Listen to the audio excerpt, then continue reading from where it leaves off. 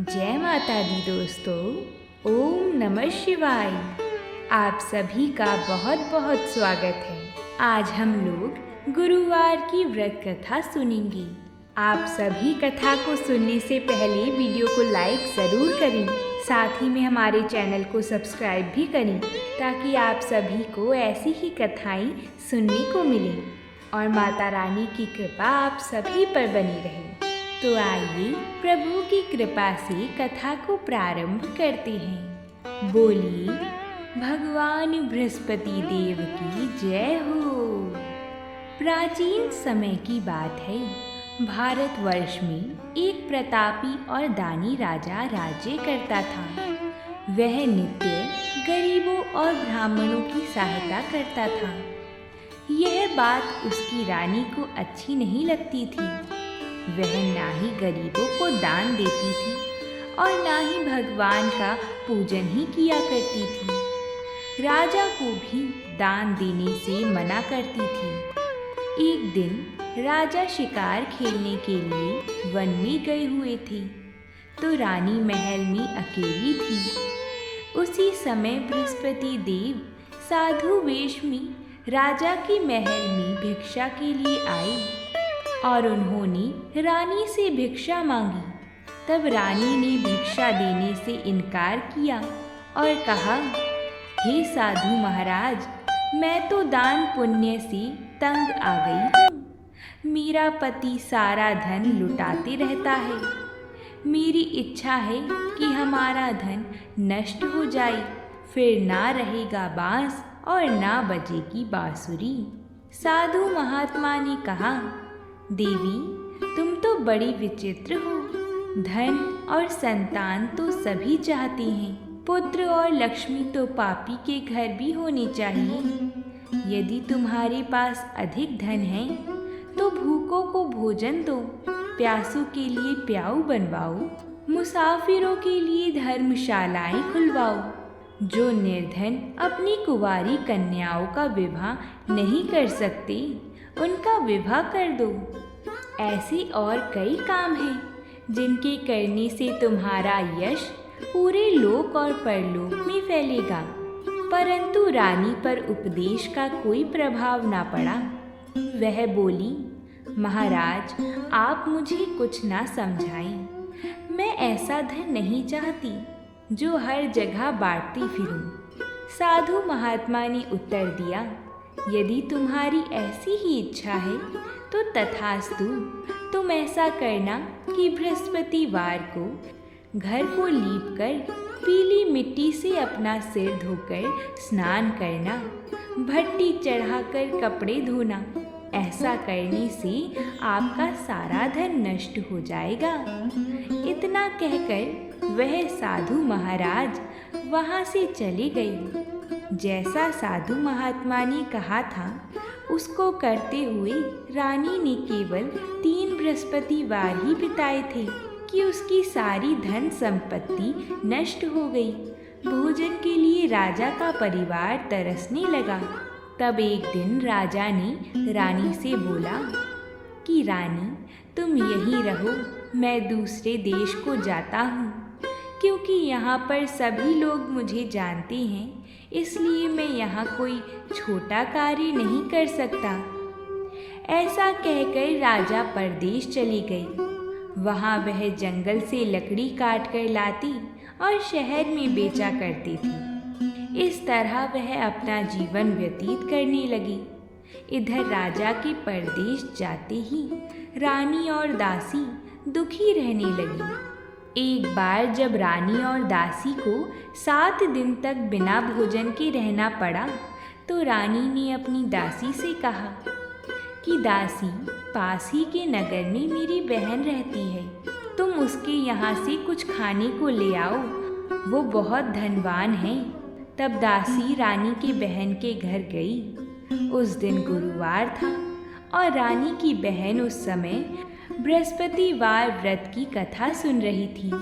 दासी ने रानी की बहन को आवाज़ लगाई और रानी का संदेश भी दिया, लेकिन रानी की बड़ी बहन ने कोई उत्तर नहीं दिया क्योंकि वह कथा के बीच में नहीं उठ सकती थी।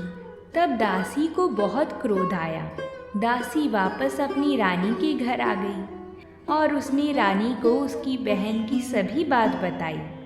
इधर रानी की बहन ने सोचा कि मेरी बहन की दासी आई थी, परंतु मैं उसे नहीं बोल सकी, इससे वह बहुत दुखी हुई होगी।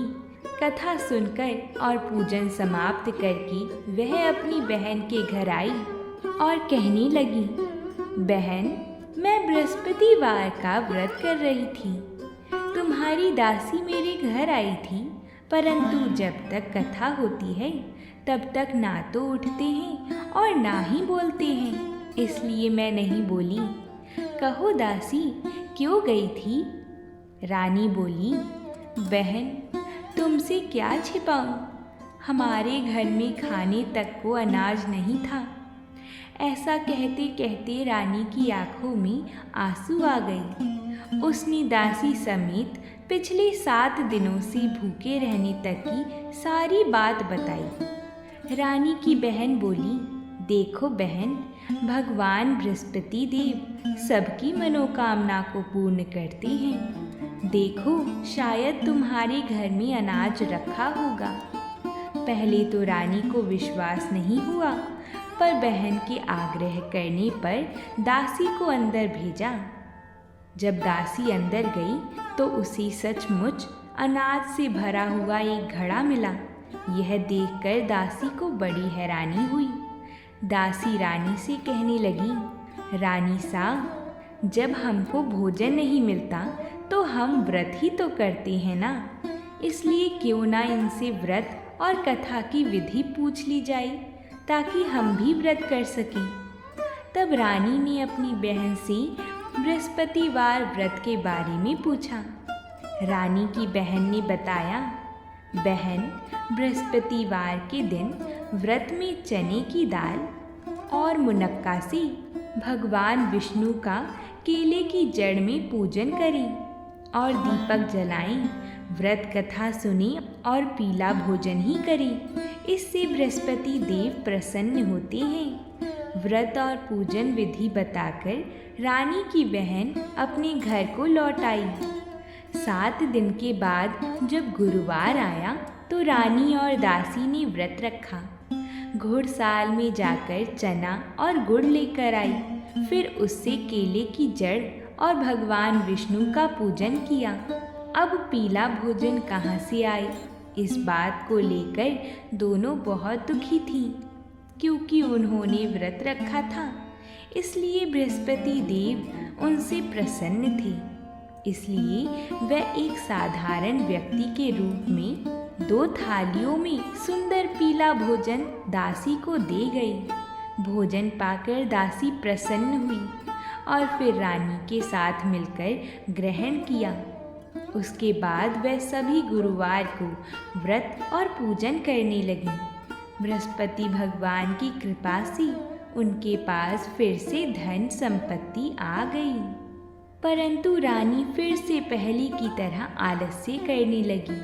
तब दासी बोली, देखो रानी, तुम पहले भी इस प्रकार आलस्य करती थी। तुम्हें धन रखने में कष्ट होता था, इस कारण सभी धन नष्ट हो गया, और अब जब भगवान बृहस्पति देव की कृपा हुई है तो तुम्हें फिर से आलस आता है।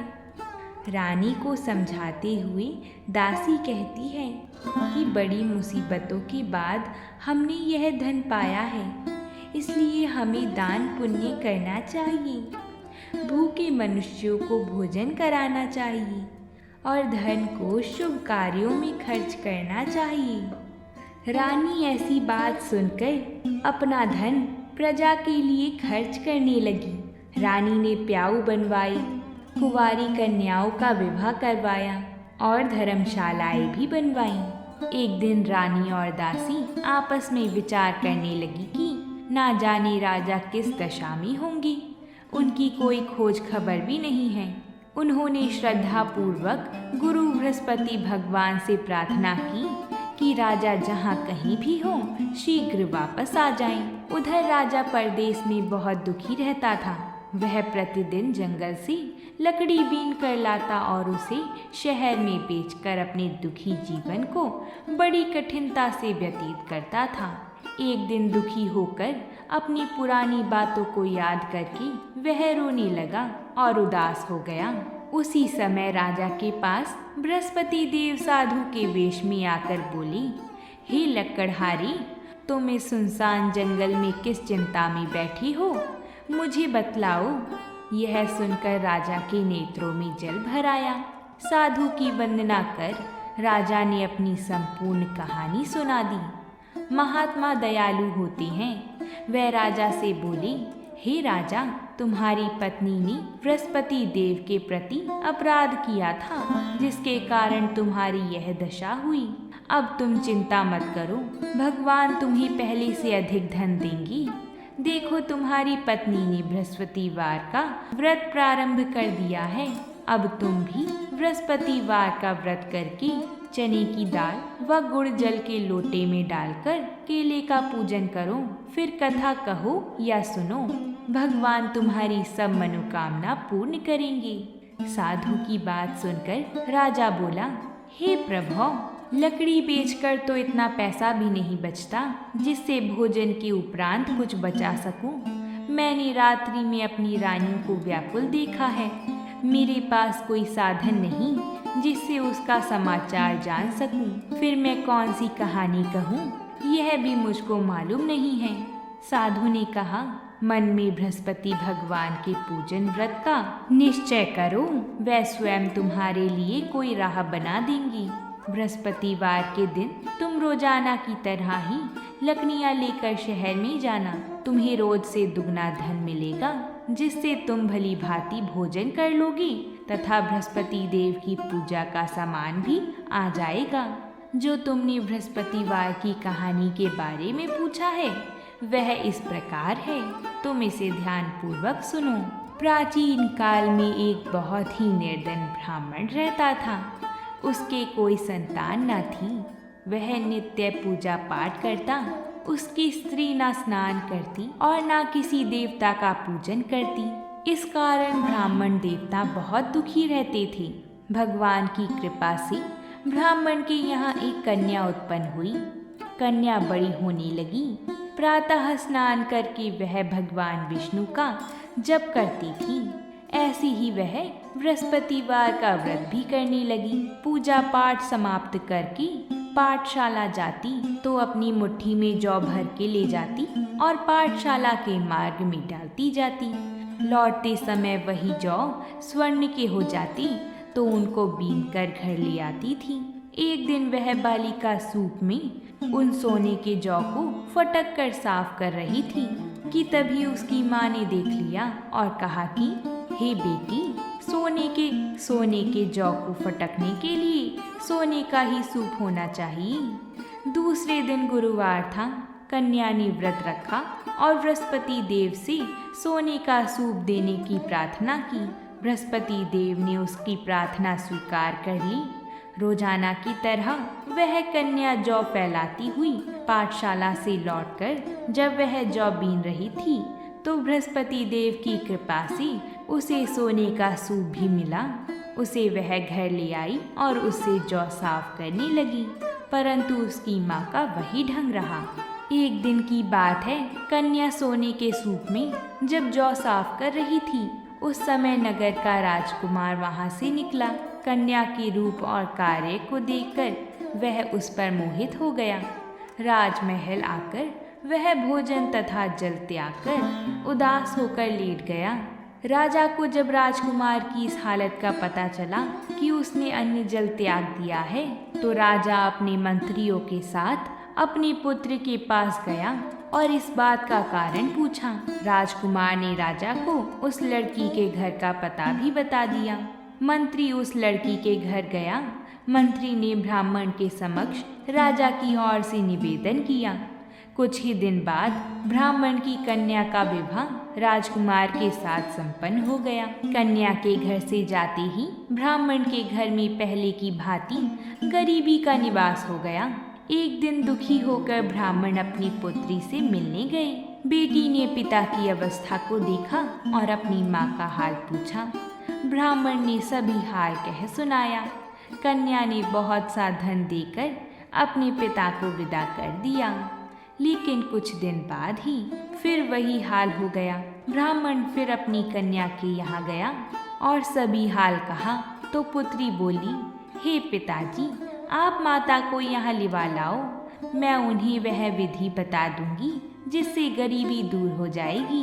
ब्राह्मण देवता अपनी स्त्री को साथ लेकर अपनी पुत्री के पास राजमहल पहुँचे तो पुत्री अपनी माँ को समझाने लगी, हे माँ देखो, तुम प्रातः काल स्नान आदि करके विष्णु भगवान का पूजन करो तो सब दरिद्रता दूर हो जाएगी।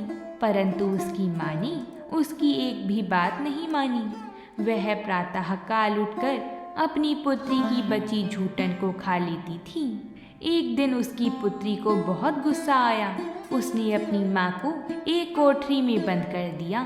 फिर प्रातः उसे स्नान आदि करा के पूजा पाठ करवाया तो उसकी माँ की बुद्धि ठीक हो गई। इसके बाद वह नियम से पूजा पाठ करने लगी और प्रत्येक बृहस्पतिवार को व्रत करने लगी। इस व्रत के प्रभाव से मृत्यु के बाद वह स्वर्ग को गई।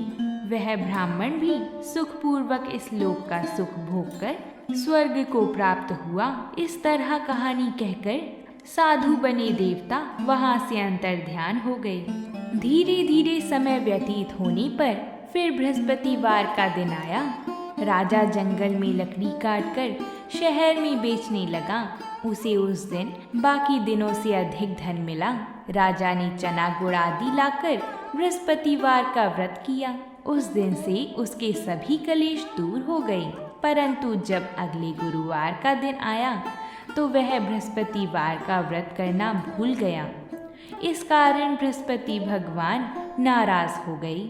उस दिन उस नगर के राजा ने विशाल यज्ञ का आयोजन किया था तथा अपनी समस्त राज्य में घोषणा करवा दी थी कि सभी मेरे यहाँ भोजन करने आवे, किसी के घर में भी चूल्हा ना जले। इस आज्ञा को जो ना मानेगा उसको फांसी दे दी जाएगी। राजा की आज्ञा अनुसार राज्य के सभी वासी राजा के भोज में सम्मिलित हुए। लेकिन लकड़हारा कुछ देर से पहुंचा, इसलिए राजा उसको अपने साथ महल में ले गए। जब राजा लकड़हारे को भोजन करा रहे थे तो रानी की दृष्टि उस खुटी पर पड़ी जिस पर उसका हार लटका हुआ था। उसे हार खुटी पर लटका दिखाई नहीं दिया। रानी को निश्चय हो गया कि मेरा हार इस लकड़हारे ने चुरा लिया है। उसी समय सैनिक बुलवाकर उसको जेल में डलवा दिया गया। लकड़हारा जेल में विचार करने लगा कि ना जाने कौन से पूर्व जन्म के कर्म से मुझे यह दुख प्राप्त हुआ है, और जंगल में मिले साधु को याद करने लगा। तत्काल बृहस्पति देव साधु के रूप में प्रकट हो गए और कहने लगी, अरे मूर्ख, तूने बृहस्पति देवता की कथा नहीं की, उसी कारण तुझे यह दुख प्राप्त हुआ है। अब चिंता मत कर, बृहस्पतिवार के दिन जेल खाने के दरवाजे पर तुझे 4 पैसे पड़े मिलेंगे। उनसे तू बृहस्पतिवार की पूजा करना तो तेरा सभी कष्ट दूर हो जाएगा। अगले बृहस्पतिवार के दिन उसे जेल के द्वार पर 4 पैसे मिले। राजा ने पूजा का सामान मंगवाकर कथा कही और प्रसाद बांटा। उसी रात्रि में बृहस्पति देव ने उस नगर के राजा को स्वप्न में कहा, हे राजा, तूने जिसे जेल में बंद किया है उसे कल छोड़ देना, वह निर्दोष है। राजा प्रातः काल उठा और खुटी पर हार टंगा देखकर लकड़हारे को बुलाकर क्षमा मांगी तथा राजा के योग्य सुंदर वस्त्र आभूषण भेंट कर उसे विदा किया। गुरुदेव की आज्ञा अनुसार राजा अपने नगर को चल दिया। राजा जब नगर के निकट पहुंचा तो उसे बड़ा ही आश्चर्य हुआ कि नगर में पहले से अधिक बाग, तालाब और कुएं तथा बहुत सी धर्मशालाएं, मंदिर आदि बने हुए हैं। राजा ने पूछा कि यह किसका बाग और धर्मशाला है। तब नगर के सब लोग कहने लगे कि यह सब हमारी रानी और दासी द्वारा बनवाए गए हैं। राजा को आश्चर्य हुआ और गुस्सा भी आया। कि उसकी अनुपस्थिति में रानी के पास धन कहाँ से आया होगा। जब रानी ने यह खबर सुनी कि राजा आ रही हैं, तो उसने अपनी दासी से कहा, हे दासी, देखो तो जरा, राजा हमको कितनी बुरी हालत में छोड़ के गए थे। वह हमारी ऐसी हालत देखकर लौट ना जाएं, इसलिए तू दरवाजे पर खड़ी हो जा। रानी की आज्ञा अनुसार दासी दरवाजे पर खड़ी हो गई और जब राजा आए तो उन्हें अपने साथ महल में लिवा लाई। तब राजा ने क्रोध करके अपनी तलवार निकाली और पूछने लगा, बताओ यह धन तुम्हें कैसे प्राप्त हुआ है। तब रानी ने सारी कथा कह सुनाई। तब राजा ने निश्चय किया कि मैं रोजाना दिन में 3 बार कहानी कहा करूँगा और रोज व्रत किया करूँगा। अब हर समय राजा के दुपट्टे में चने की दाल बंधी रहती तथा दिन में 3 बार कथा कहता। एक रोज राजा ने विचार किया कि चलो अपनी बहन के यहाँ हो आऊं। इस तरह का निश्चय कर राजा घोड़े पर सवार होकर अपनी बहन के यहाँ चल दिया। मार्ग में उसने देखा कि कुछ आदमी एक मुर्दे को लेवा जा रहे हैं। उन्हें रोककर राजा कहने लगा, अरे भाइयों, मेरी बृहस्पतिवार की कथा सुन लो। वह बोली, लो, हमारा तो आदमी मर गया है, इनको अपनी कथा की पड़ी है। परंतु कुछ आदमी बोले, अच्छा कहो, हम तुम्हारी कथा भी सुनेंगे। तब राजा ने दाल निकाली और कथा कहनी शुरू कर दी। जब कथा आधी हुई तो मुर्दा हिलने लगा और जब कथा समाप्त हुई तो राम राम करके वह मुर्दा खड़ा हो गया। राजा आगे बढ़ा, उसे चलते चलते शाम हो गई। आगे मार्ग में उसे एक किसान खेत में हल चलाता हुआ मिला। राजा ने उससे कथा सुनने का आग्रह किया, लेकिन वह नहीं माना। राजा आगे चल पड़ा। राजा के हटते ही बैल पछाड़ खाकर गिर गई तथा किसान के पेट में बहुत जोर से दर्द होने लगा। उसी समय किसान की माँ रोटी लेकर आई। उसने जब देखा तो अपने पुत्र से सब हाल पूछा। बेटे ने सभी हाल बता दिया। बुढ़िया दौड़ती दौड़ती उस घुड़सवार के पास पहुंची और उससे बोली, मैं तेरी कथा सुनूंगी, तू अपनी कथा मेरे खेत पर ही चलकर कहना। राजा ने लौटकर बुढ़िया के खेत पर जाकर कथा कही, जिसके सुनते ही बैल खड़ी हो गई तथा किसान के पेट का दर्द भी बंद हो गया। राजा अपनी बहन के घर जा पहुंचा। बहन ने भाई की खूब मेहमान नवाजी करी। दूसरे रोज प्रातःकाल राजा जागा तो वह देखने लगा कि यहाँ सब लोग भोजन कर रहे हैं। राजा ने अपनी बहन से जब पूछा, ऐसा कोई मनुष्य है जिसने भोजन नहीं किया हो, जो मेरी बृहस्पतिवार की कथा सुन ले। बहन बोली, हे भैया, यह देश ऐसा ही है। यहाँ लोग पहले भोजन करते हैं, बाद में कोई अन्य काम करते हैं। फिर वह कुम्हार के घर गई जिसका लड़का बीमार था। उसे मालूम हुआ कि उसके यहाँ 3 दिन से किसी ने भी भोजन नहीं किया है। रानी ने अपने भाई की कथा सुनने के लिए कुम्हार से कहा। वह तैयार हो गया। राजा ने जाकर बृहस्पतिवार की कथा कही, जिसको सुनकर उसका लड़का ठीक हो गया। अब तो राजा की प्रशंसा होने लगी। एक दिन राजा ने अपनी बहन को कहा, हे बहन, मैं अब अपने घर जाऊंगा, तुम भी तैयार हो जाओ। राजा की बहन ने अपनी सास से अपने भाई के साथ जाने की आज्ञा मांगी तो सास बोली, हाँ चली जा, मगर अपने लड़के को मत ले जाना, क्योंकि तेरे भाई के कोई संतान नहीं है। बहन ने अपने भाई से कहा, हे भैया, मैं तो चलूंगी, मगर कोई बालक नहीं जाएगा। तब राजा अपनी बहन को भी छोड़कर दुखी मन से अपनी नगर को लौट आया। राजा ने अपनी रानी से सारी कथा बताई और बिना भोजन किए वह शैया पर लेट गया। रानी बोली, हे प्रभु, बृहस्पति देव ने हमें सब कुछ दिया है, वह हमें संतान अवश्य देंगे। उसी रात बृहस्पति देव ने राजा को स्वप्न में कहा, हे राजा, उठ जा और सभी सोच त्याग दे, तेरी रानी गर्भवती है। राजा को यह जानकर बड़ी खुशी हुई। 9वें महीने में रानी के गर्भ से एक सुंदर पुत्र पैदा हुआ। तब राजा बोला, हे रानी, स्त्री बिना भोजन के रह सकती है, परंतु बिना कहे नहीं रह सकती। जब मेरी बहन आएगी तो तुम उससे कुछ मत कहना। रानी ने हाँ कर दी। जब राजा की बहन ने यह शुभ समाचार सुना तो वह बहुत खुश हुई तथा बधाई लेकर अपने भाई के यहाँ आई। रानी ने तब उसे आने का उल्हाना दिया। जब भाई अपने साथ ला रहे थे तब टाल गई, उनके साथ ना आई और आज अपने आप ही भागी भागी बिना बुलाए आ गई। तो राजा की बहन बोली, भाई मैं इस प्रकार ना कहती तो तुम्हारे घर औलाद कैसे होती।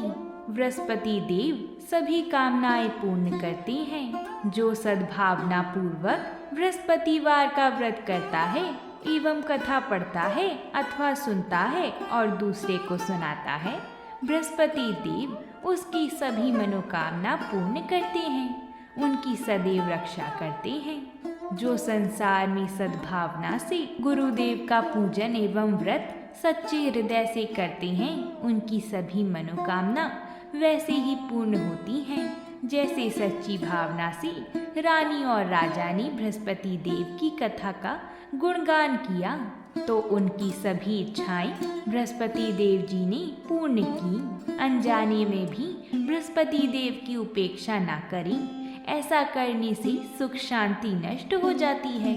इसलिए सबको कथा सुनने के बाद प्रसाद लेकर ही जाना चाहिए। हृदय से उनका मनन करते हुए जयकारा बोलना चाहिए। बृहस्पति देव जी की जय हो। अगर आप सभी को हमारी ये कथा पसंद आई हो तो वीडियो को लाइक ज़रूर करिएगा। प्रेम से बोलिए जय माता दी।